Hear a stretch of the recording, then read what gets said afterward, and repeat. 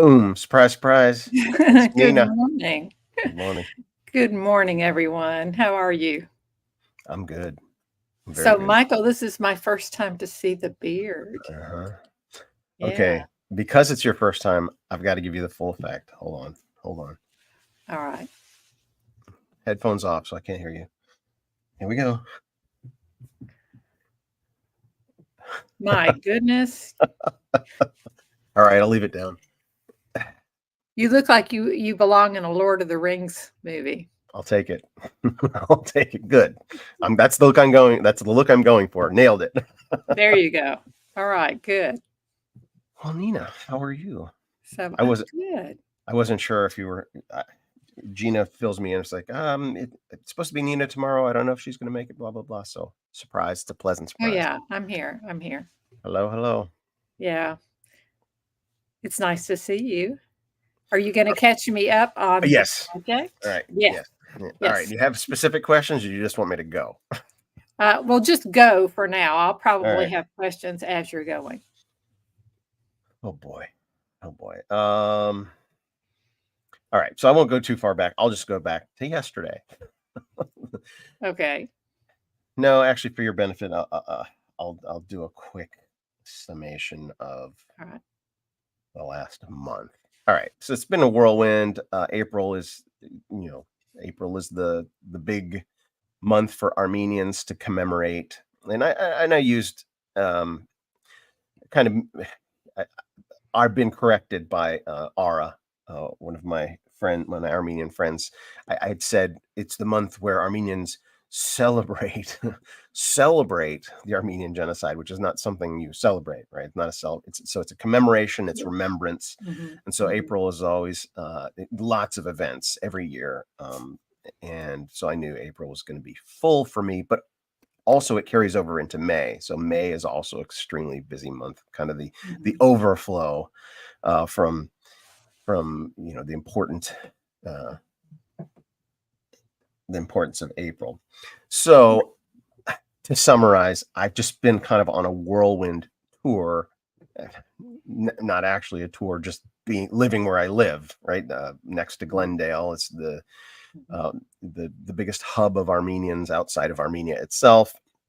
So event after event after event, I get invited to and just keep meeting people and providence, right? God's providence has been evident through it. For example, a new friend of mine sent me a link to an event on a Sunday. This was a week ago, this past Sunday. I'm like, oh, that's an important event to go to. It's honoring this kind of important person. At first, I thought it was somebody who had passed away, but no, he was present. He's 80 years old and he's suffering from some Parkinson's and is in a wheelchair, et cetera. But he's still lucid and articulate with the microphone. But there are all these influential people that came to this event to present, and even one like zooming in from Scotland or whatever. This guy's had a historic life of traveling to Armenia. He took over 100 tours, to Western Armenia, which is Eastern Turkey, and etc. So he's this dignitary. Well, I hung out with him a week later. Like he and I are like got connected. Right? He's very influential and he's just an amazing guy. But somebody just randomly sent me that, so I show up at it, and then turns out there's people that I've met there that see me. I'm like, oh hey, and then there's this very well-known Turk who's a historian that was there. Like it was kind of a who's who. So I show up at that, and by going to that, I get invited to a thing the next day, and then a thing the next day, and then the next day, and the next day. So from Sunday through Thursday, my calendar filled up, and at each one of these events I go, I meet somebody. There's an important connection here, an important connection there, and my phone, my Rolodex is filling up, and more. Whenever something's mentioned, I put it on my calendar, and it comes. So my calendar is filling up, and it's like it's been this way for 7 years, but it's kind of accelerating, right? And Mhm. it's so fast. Let me just give you a couple examples of important and influential people I've met. I met a guy named Vache Berberian, who is world famous. He's a world famous Armenian comedian, but also intellectual. He's regarded as an Armenian intellectual, a playwright, a novelist, and a comedian. And he's like uber popular all around the world in Armenian communities. So I Mhm. didn't know who he was when I met him, but I talked to him for an hour and he was engaged. And now we're friends. Like now we text back and forth. Like, Mhm. friends with a world famous Armenian as of like 2.5 weeks ago. And then about a week after that, I met an actor. His name is Michael Gurgian, and he's like at the top of his game right now. He's been an actor in Hollywood, and he's been in things that you would probably recognize. But this year, he had just written, directed, and starred in an Armenian film that made it further than any other Armenian film had ever made it in the Oscar contention. And he made it through several rounds of elimination, all the way up till the round of 15, and then they cut it down to the 5 that make it to best foreign film category. So he made it one step removed from making it to the Oscar. So he's at the top of his game. I met him at an event, and then his handler, somebody who's, close to him in his inner circle, turns out to be very good friends with a very good friend of mine, and she's a political strategist, or she's a campaign manager, and is super connected in the Armenian community, but also in the non-Armenian community. She's run city hall. Like she's worked for politicians and worked in, so she's like really connected, really understands her own people and her own culture, but also really understands just normal culture. And when she found out what I'm working on, she's like, I'm going to help. So that brings us to last night. We had I had an initial meeting with her a week or so ago, just introduction. This is who I am. This is what I'm working on. And she's extremely engaged. And she goes, I want to help. Mhm. So last night we planned, I said, all right, well, we need a strategy meeting.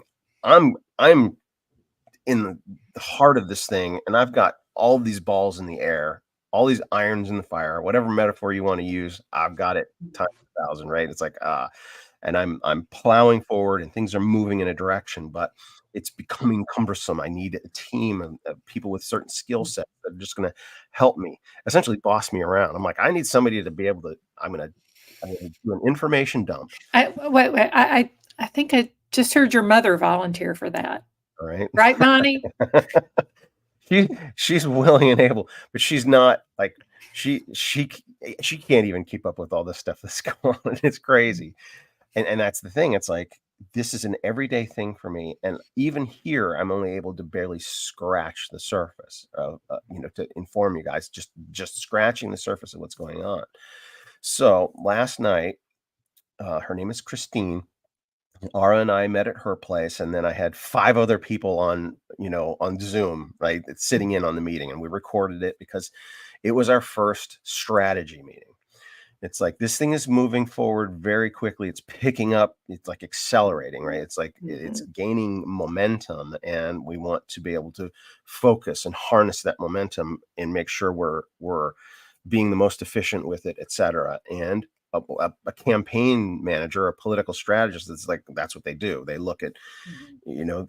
they're kind of a hub, and they help interface with the public, and so last night was kind of another big information dump, and the goal was at the end of this meeting, Christine, I need you to be my boss. Give me my marching orders. What do I need to do this week? Because it's going to be a weekly meeting, and this is it's huge in and of itself that she is so engaged that she's going to give me a night of her week, right? One night of her week. That's a big deal for somebody who's as busy as she is, right? And Right, as right. experienced and influential, for her to recognize the importance of this project such that she's willing to take me on, right? Well, I don't need pay at this point, right? She sees the upside, she sees the importance and believes in it. And so it's like it's a provision from God. It's absolutely Amen. a gift Amen. from God. Absolutely. Yeah. So, um, um, 2 of my marching orders. Actually, let me tell you 3 things. Okay. One of the marching orders I have is because I listed a bunch of things like irons in the fire, things that are in the works, and one of them is the memoir, right? The translation of Sogomon's memoir. Yeah. Mom takes good orders. She's happy to help. She did her work. She gave birth to me, right? That's right. That's right. She She did the hard labored. stuff. Right. She did. So she did the hard stuff. All right. So some of the marching orders for me at the end of the meeting, the emphasis on the memoir, right? So really the heart, the core of all of this, or the source of all of this, is the source material, right? Soghomon Tehlirian's memoir. Yeah, Mom's doing all the work, actually. The prayer and the power in prayer is like, I feel it. I feel it every moment. So she said, okay, Christine said, I think the memoir, that needs to rise to the top. That needs to be something we focus on, because that will be a seminal moment, right? When that is published. And where it stands right now is it's a literary agency, an influential, a known literary agency is interested. They want to shop this around to all the top publishers. And that's been an iron in the fire for a couple of years now. But it's been on hold because it takes money to get the contract written properly, right? They sent me an agreement, and I sent that agreement to my lawyer. And my lawyer goes, you can't sign this because it's one of those boilerplate things. You sign the first thing they give you. It means they get everything they want, right? They take it away from you, essentially. So, and I knew that, but I also know my lawyer is very expensive. She's very expensive, and we don't have funds. There's no funds right now for that. So that's been on hold. So I articulated that last night in the meeting. And so she, at the end, was like, this is something, and what does a campaign manager do? It's fundraise, right? She's experienced in fundraising, and that's been the thing we knew we were going to need, and now we have, right? She's going to process that. I'm like, all right, here's what we're doing. We need to make sure we know what the initial funds will go to, et cetera, et cetera. So one thing that's one thing. Another thing she mentioned is Zavin, Soghomon's son, passed away in February, and now his widow, Suzanne, is the primary, she's the matriarch of the Soghomon Tehlirian lineage and legacy, right? She's the only one in her generation that's still alive. So she's the authority, and she's been behind me 100% from the beginning. Well, what Christine says, you need to do a couple things. One, get her to write a foreword to the book, and so that it's in writing, that she's endorsing what you're doing, that she's behind what you're doing. And I have Zavin on camera, and I have Zavin wrote something to that effect, but now she's the next in line for that. And so I need to get her to write something, but also to do an on-camera interview. She mentioned you need it, and so I got to get on that, and that'll be pray for me, because she's happy to speak openly to people about it. But as far as getting her on camera, I'm like, okay, well, I need to get a makeup artist up there and the proper lighting. And, I need to appease her somehow to get her to do this on camera. Right. To say, don't worry, I'm not doxing you, and I'm not going to, et cetera, but for posterity. Anyway, so there's a couple of the marching orders. And then another thing is, so the book I have produced, the Assassin Saint book, it's a historic record. It's a lookbook. It's a pitch deck. But what Christine brought up is you need to also turn this into a graphic novel. And that's been, that's one of the things that I had always intended. It's but when, what, and she says it's probably something we should be pursuing right now. And when she said that, it's like, bing, a connection happened on Saturday, or was it Sunday? I think it was actually Sunday. So my son he's played basketball his whole life, and there's this one group that he's been playing with, and it's outside of school. It's this league that he's been in since he was 7 or 8 years old. And so these are his buddies from way back. And it turns out one of my wife's friends' son is also playing in the same league. And so we ran into each other. And her friend is a friend of mine, this guy. My wife went to college with him, but he works in the entertainment industry. Whenever we see each other, like, we have that connection. We talk about the biz and stuff like that. Mhm. So I ran into him I saw him Saturday, but then they hung out again on Sunday, and I wasn't present, but I was able to I was able to update him on the progress of the project. He was excited about it, where it's gone. And so when my wife was hanging out with all of them, they were saying, "Where's Michael?" And I had some Armenian event I was at or Mhm. something. Mhm. And somehow, and my wife relayed this to me. She goes, "Hey, in our conversation, he said he would be interested in doing the storyboards or something for the project, the storyboarding." Well, that's graphic novel, right? He's an Mhm. artist. Mhm. He's at The Simpsons. He's worked for The Simpsons for 25 years. He's like one of the bosses, or he's an artist Mhm. by trade.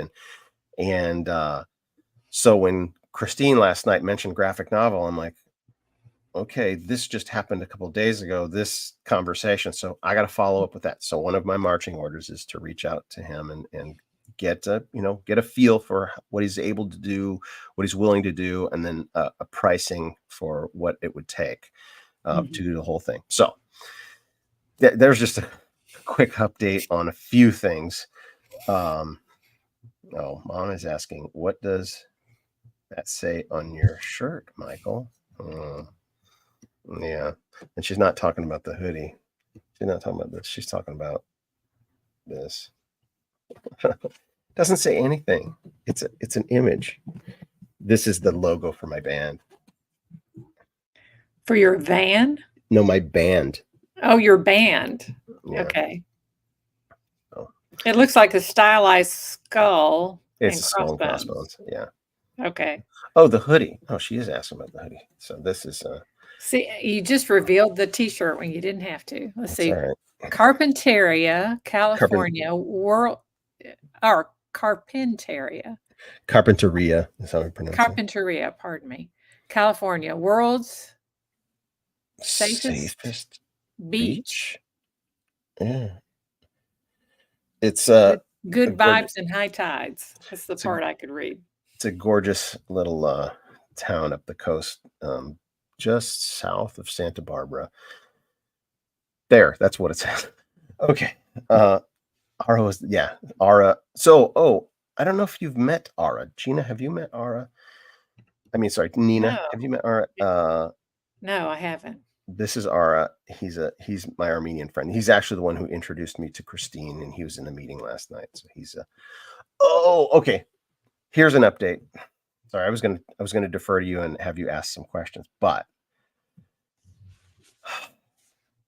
here's another one of those divine appointments, I believe.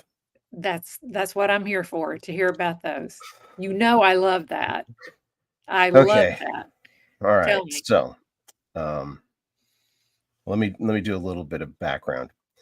Mhm. One of the things I'm realizing, and one of the reasons I started Sweet Home Maricopa, right? One of the reasons I started Sweet Home Maricopa was there's a cross section of this culture of American culture that are going to eat up this story. They're going to love this story and love this project. And it's the political conservatives, those who believe in God and country, right? Mhm.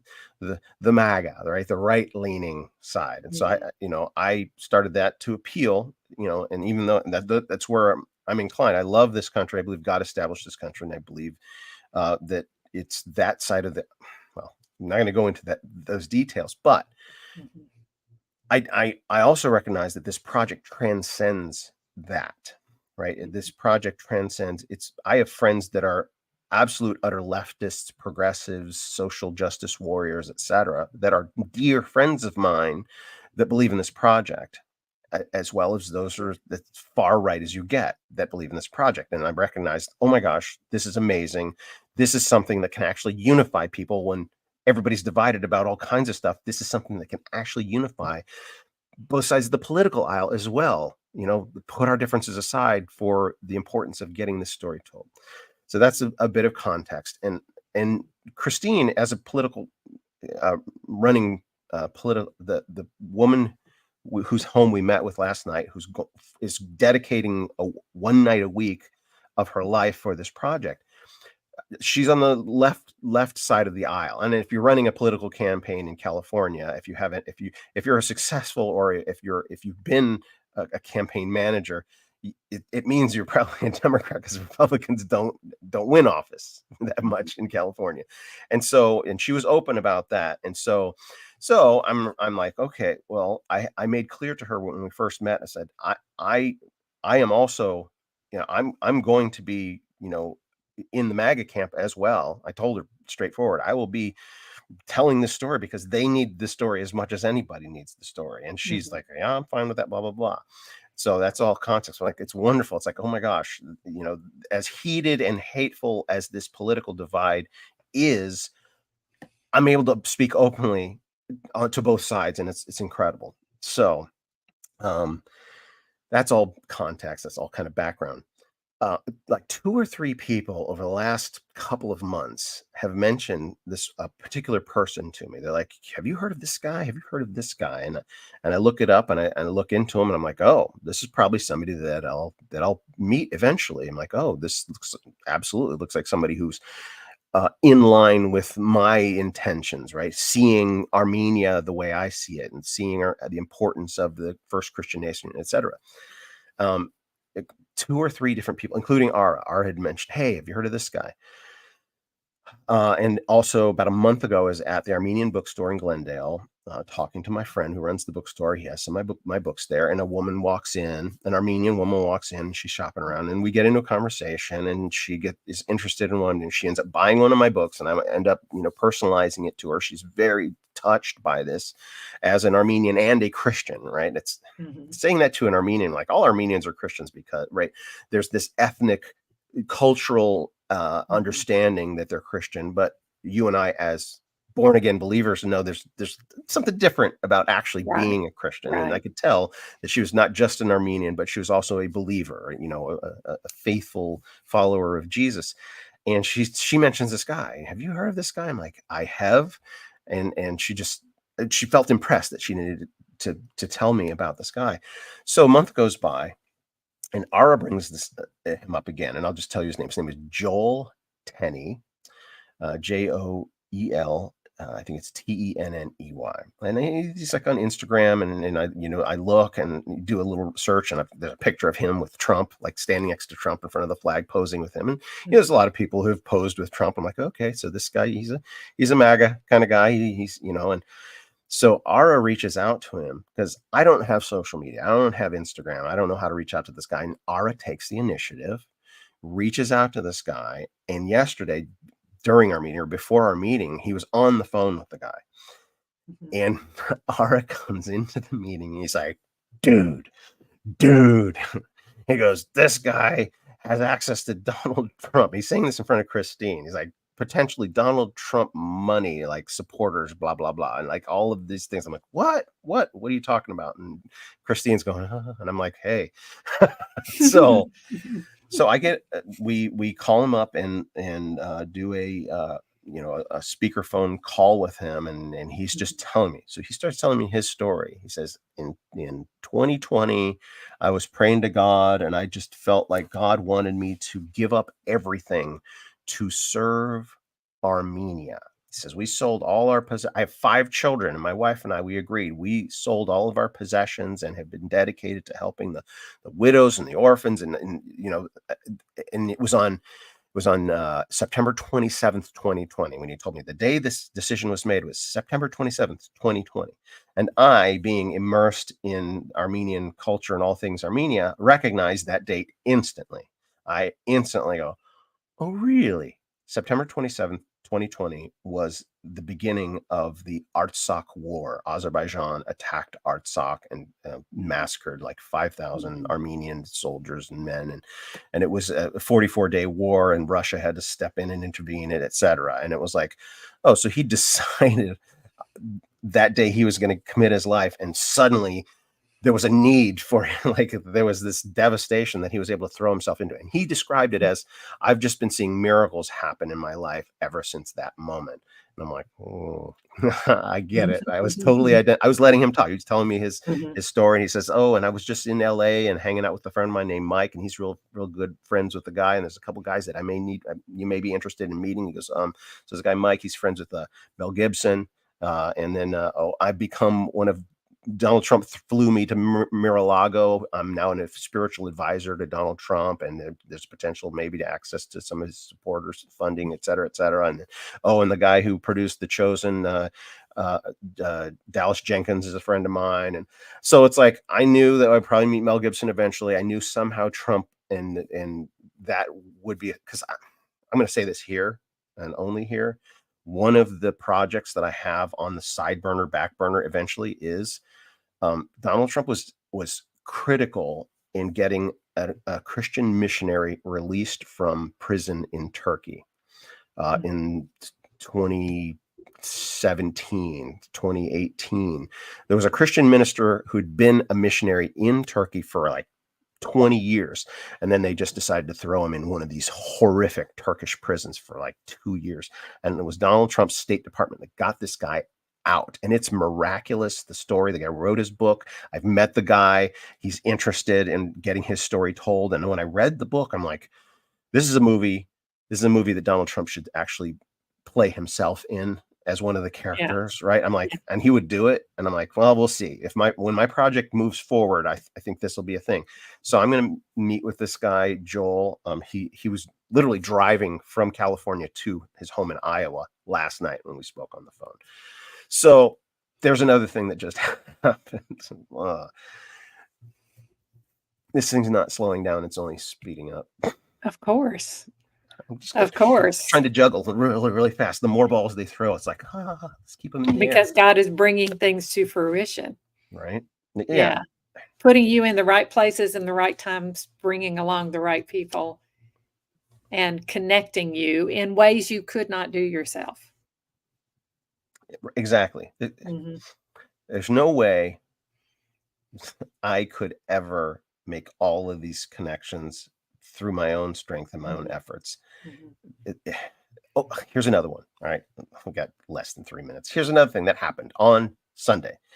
So I've been going, 3 months ago, roughly, I committed to, there's Armenian churches that meet every Sunday all around me all the time. I should be going there on Sundays and start networking because the Armenian Apostolic Church in particular is the core, the center of the cultural preservation of the history of the first Christian nation, right? It's like, duh, I should be there. So I've started attending Armenian Apostolic Church. And then through some of the meetings I had all the last couple of weeks is I found out there's an Armenian Evangelical Church that's 10 minutes from me. I was there for an event. I'm like, this is a church. Well, I don't know. And so Sunday morning, I'm like, where do I go to church this morning? Where do I go to church? I don't know. It was literally a half an hour before. I'm like, I'm going to go to this church. So I go to this Armenian Evangelical Church, and they have both an English message and an Armenian message. And the full-time pastor there delivers the Armenian message, but they have a guest speaker every Sunday for the English language message.